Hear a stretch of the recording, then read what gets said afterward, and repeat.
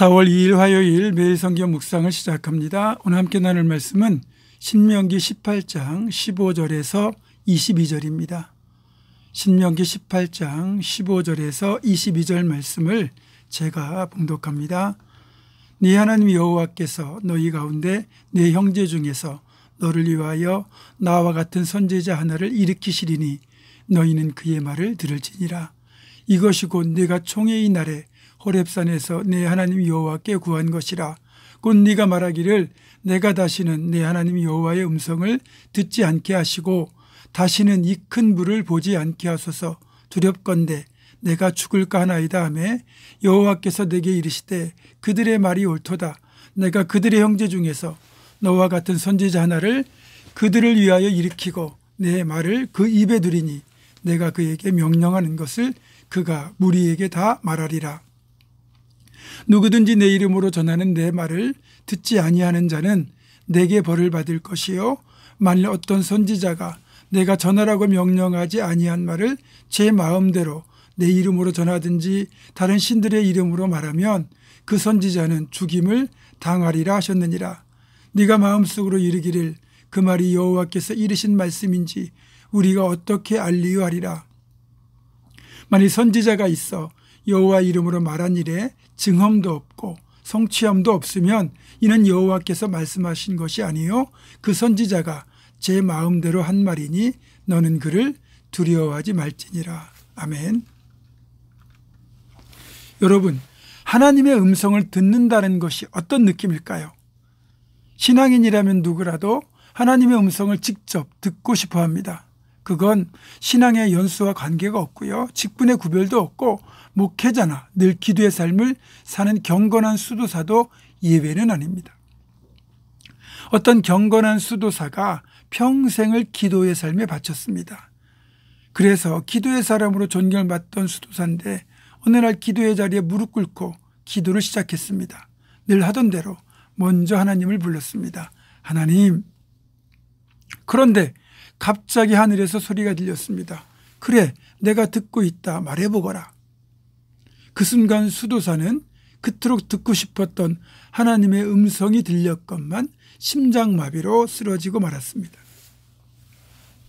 이처럼 우리 모두 하나님의 음성을 듣고 싶어 하지만 정작 하나님의 음성이 실제로 들릴 경우 두려움에 빠질 수도 있고 실제로 그럴 겁니다. 그런데 만약 시내산에서 이스라엘 백성들이 들었던 하나님의 음성이 동일한 형태로 지금 우리에게 들린다면 느낌이 어떨까요? 오늘 보면 16절에 이런 말씀이 있죠. 곧 네가 말하기를 내가 다시는 여호와의 음성을 듣지 않게 하시고 다시는 이 큰 불을 보지 않게 하소서. 이스라엘 백성들이 왜 이런 말을 했을까요? 출애굽기 19장과 20장에 이 내용이 실려 있는데 하나님의 십계명을 모세에게 이르시는 거룩하고도 엄숙한 시간, 하늘과 땅이 맞닿는 놀라운 사건이 시내산 위에서 이루어지고 있었습니다. 그때 시내산에는 우레소리가 나고 번개가 치고 나팔 소리가 크게 들리고 시내산 전체가 화염과 연기로 가득한 상태였습니다. 그러다 보니 이스라엘 백성들은 가까이 다가갈 엄두도 내지 못한 채 그저 두려워 떨고 있다가 모세에게 나중에 이렇게 말합니다. 당신이 우리에게 직접 말씀하소서. 우리가 당신의 말을 듣겠습니다. 하나님이 우리에게 말씀하시지 말게 하소서. 우리가 죽을까나이다. 이스라엘 백성들이 시내산에서 하나님과 언약을 맺던 그때 들렸던 하나님의 음성을 듣고는 다들 두려워했던 겁니다. 저는 이스라엘 백성들의 반응이 충분히 이해가 됩니다. 하나님은 위엄과 권세가 충만한 분이시고 지극히 거룩하신 분이기에 우리 같은 피조물, 죄인들이 감히 가까이 할 수 없는 분이십니다. 그러면 어떻게 해야 될까요? 우리가 하나님께 가까이 다가가고 하나님의 음성을 듣는 것을 포기해야 될까요? 아니면 목회자를 통해서만 전달받아야 되는 걸까요? 분명한 것은 하나님은 우리와 직접 만나시고 직접 대화를 나누기를 원하신다는 겁니다. 하나님께서 우리를 지으신 목적은 하나님을 예배하도록 하신 뿐만 아니라 하나님과 친밀한 교제를 나누는 사랑의 존재로 만드신 거예요. 그러니까 우리 모두에게는 하나님께 가까이 다가가려는 거룩한 욕심이 필요한 겁니다. 하나님의 말씀을 존중하고 지키는 것이 가장 기본이 되겠지만 때로는 하나님의 마음을 알고 하나님 마음에 합한 삶을 위한 노력이 병행되어야 한다는 말이죠.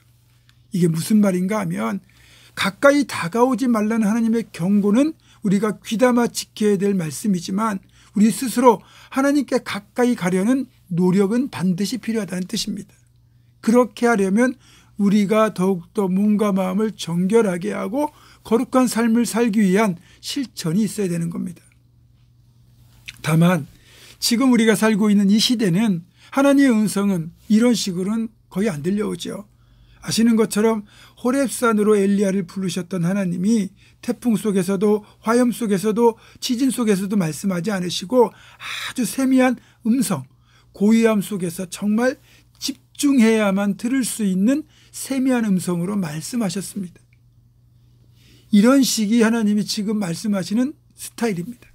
저도 기도와 묵상 중에 세미한 음성을 듣기도 하고 때로는 성경 말씀을 읽다가 듣다가 신앙서적을 읽는 거룩한 독서를 통해서 듣기도 하고 어떤 경우에는 다른 이들과 대화하는 중에 그 사람의 말을 통해서 들려주시는 하나님의 음성을 듣기도 합니다. 분명한 사실은 우리가 하나님을 가까이 하고자 하면 그리고 그런 거룩한 노력이 있으면 하나님은 반드시 친밀한 음성으로 말씀하시는 분이라는 겁니다. 사랑하는 성도 여러분, 오늘도 하루를 살아가며 그렇게 하나님의 음성을 듣고 살아가는 복된 하루가 될 수 있기를 주님의 이름으로 축원합니다. 기도하겠습니다. 우리야 말씀하시기를 원하시는 아버지 하나님, 하나님을 두려워만 하는 대신에 우리 하나님을 진정으로 사랑하고 존중하며 하나님께 가까이 다가가려는 거룩한 노력을 통하여 각자에게 말씀하시는 세미한 음성을 듣게 하시고 그 음성 따라 사는 복된 인생을 우리 모두 살아가게 하여 주시옵소서. 오늘도 그런 하루가 되기를 간절히 소망하옵고 예수님의 이름으로 기도하오며 이제는 우리 주 예수 그리스도의 은혜와 하나님의 사랑과 성령의 교통하심이 하나님의 세미한 음성을 듣고 그 음성대로 살아가는 복된 삶의 주인공 되기를 결단하는 사랑하는 모든 성도들, 이들의 삶과 가정과 생업과 앞날과 우리 교회 위에 지금부터 영원토록 함께 하시옵기를 간절히 축원하옵나이다. 아멘.